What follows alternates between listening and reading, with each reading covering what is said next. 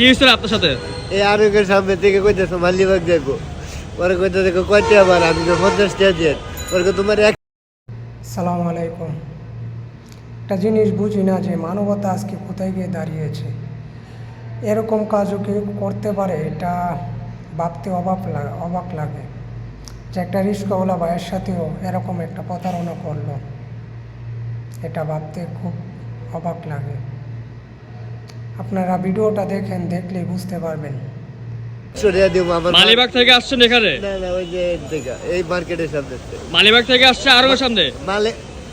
আরোগ্যের সামনে মালিবাগ যাইবো। আচ্ছা, পরে দিকে কয়টা আবার আমি 50 টাকা দেন, পর না 100 টাকা দিব, আমার মা যাইবো, আমার মা অসুস্থ।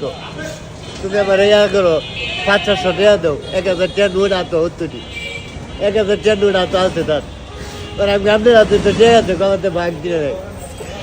পরে 700 টাকা আমি দিয়েছি, বিশ্বাস করে লয়ে এনে গেছে আমার গাড়ি এনে খারাপ রয়েছে। আপনার থেকে টাকা নিছে কত? 700। কি বলে নিছে?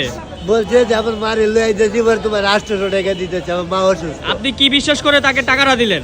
টাকাটা দিয়েছি, ওর হাতে টাকা আছে যে আমারে দিব, এরা তো অনেকটি টাকা, তার হাতে টাকা আছে কি সিটারি করে, এটা বুঝে আমি দিয়েছি ভাই। তার কাছে দেখছেন অনেক টাকা, তাহলে আপনি কেন টাকাটা দিলেন? বাগদি নেই বলতে, আমাকে তো বাগদি দেখাইছে, আমার ব্যক্তি বাগদি নাই। তার ওখানে কত ছিল? তার কয়টা আমি গুনি নাই তো, তার দেয়া আছে। ওর এমনি গেল আর নামছে না, এই কি দাও ভাই। গাড়ি কোথার আপনার? আমার গাড়ি তেজগাঁও। তেজগাঁও। আপনার নামটা? আমার নাম সজি।